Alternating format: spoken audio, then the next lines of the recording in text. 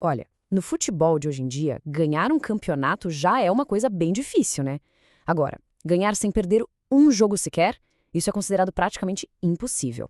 Mas na temporada 2003-2004, o Arsenal fez exatamente isso. Bora mergulhar e entender a anatomia de uma das maiores façanhas da história do esporte. Para entender de verdade essa história toda, a gente tem que começar com um número, o número mais importante de todos: 0. O número de derrotas que aquele time sofreu em 38 jogos da Premier League. É um 0, sabe, que fica marcado para sempre. A grande pergunta é essa, né? Como é que se constrói uma equipe que não só ganha, mas que se torna inesquecível e imbatível? Para a gente responder isso, vamos ter que desmontar essa campanha, entender cada pedacinho dela. Beleza? Então vamos para os números, para os fatos. E eles são impressionantes. Foram 26 vitórias, 12 empates e, claro, o principal, 0 derrotas. Eles não só levaram a taça para casa. Eles fizeram isso de um jeito que ninguém na era da Premier League conseguiu fazer, nem antes, nem depois. E claro, por trás de uma obra-prima dessas sempre tem um grande arquiteto. E no Arsenal, esse cara era o Arsène Wenger. Pensa só, quando o Wenger chegou lá em 1996, ninguém na Inglaterra sabia quem ele era. A imprensa, os torcedores, todo mundo ficou com o pé atrás. Afinal, a galera se perguntava, peraí, um técnico que veio do Japão, o que ele vai ensinar para o futebol inglês? A resposta? Bom, basicamente tudo. O Arsenal, antes dele, tinha aquela fama de jogar um futebol meio amarrado, sabe? Tanto que o apelido era Boring Football, ou seja, futebol chato mesmo. O Wenger chegou e virou essa chave de um jeito absurdo. Ele trouxe um futebol rápido, técnico, pra frente, que encantou não só a torcida do Arsenal, mas o mundo todo. E se liga nesse detalhe que é genial. Um ano antes de tudo acontecer, o Wenger soltou uma previsão que todo mundo achou uma loucura. Ele disse que o time dele podia passar a temporada inteira sem perder.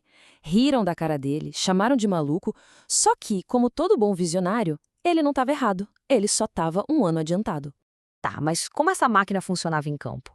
Vamos dar uma olhada na parte tática agora. Na teoria, o esquema era um 4-4-2, o básico. Mas na prática, era muito mais complexo. O segredo estava na compactação do time, no papel super inteligente do brasileiro Gilberto Silva e numa fluidez no ataque que, quando eles tinham a bola, o time virava outra coisa. Essa palavra, compactação, é a chave para entender aquele time. E isso não era algo que todo mundo fazia no começo dos anos 2000, não. O time se mexia em campo como se fosse um bloco só, sabe? Era muito difícil achar espaço para jogar contra eles. Eles defendiam juntos, atacavam juntos, era uma unidade. E aí vem a parte genial da tática deles. Muitas vezes eles não ficavam pressionando lá na frente, não. Eles recuavam um pouco, formavam um bloco médio e meio que chamavam o adversário para o campo deles. Era uma armadilha. Quando o adversário vinha para cima, eles roubavam a bola e, cara, em 3, 4 toques eles já estavam lá na outra área criando um contra-ataque mortal. Era uma coisa linda de se ver. Mas é claro que tática genial não funciona sem jogador genial, né? E aquele time, nossa, estava cheio deles. Para começar, vamos com o número: 30. 30 foi o número de gols que o principal atacante do time fez só na Premier League daquela temporada. O nome da fera? Thierry Henry. Cara, o Henry era a definição de elegância com velocidade e uma finalização absurda. Não é exagero dizer que, naquela época, muitos o consideravam o melhor atacante do mundo. Ele não era só um fazedor de gols, ele era um artista em campo. Era a peça central de um ataque que simplesmente aterrorizava qualquer defesa.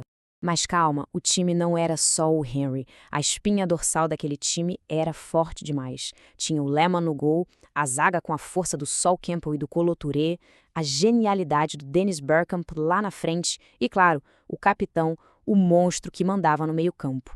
Esse cara, o Patrick Vieira, ele era o coração e a alma daquele time. Ele era o box-to-box perfeito, sabe? Defendia como um leão e chegava no ataque com uma força incrível, fazendo gols importantes. Ele era o líder pelo exemplo, a cara daquele time. Pura força e pura classe. E toda temporada histórica tem aqueles jogos que ficam na memória, né? Teve um contra o Liverpool, por exemplo. O time vinha de 2 eliminações seguidas em Copa, estava perdendo de 2-1. E aí o Henry fez mágica, marcou 3 gols e o jogo virou para 4-2. E a cereja do bolo? Eles garantiram um título empatando o jogo na casa do maior rival de todos, o Tottenham. Imagina a festa. Então, por que essa conquista é tão, mas tão especial? O que faz ela ser mais do que só um troféu? Bom, para começar, a invencibilidade não foi só naquela temporada. A sequência completa, sem perder na Premier League, chegou a absurdos 49 jogos, pegando um pedaço da temporada anterior e da seguinte. É uma marca histórica. O feito foi tão único, tão absurdo, que a própria Premier League mandou fazer uma versão especial do troféu, toda de ouro, só para eles. Não existe outro igual. É o símbolo físico de que eles alcançaram a perfeição.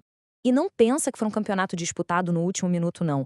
Eles fizeram 90 pontos, 11 a mais que o segundo colocado, que era o Chelsea. Foi um domínio, assim, total, do começo ao fim. E tudo isso leva a gente para uma última pergunta. Hoje em dia, com o futebol tão intenso, com clubes gastando bilhões, será que a gente vai ver de novo um time invencível na Premier League? Ou aquilo foi, sabe, uma tempestade perfeita, aquele momento único que juntou talento, tática e uma mentalidade que a gente talvez nunca mais veja?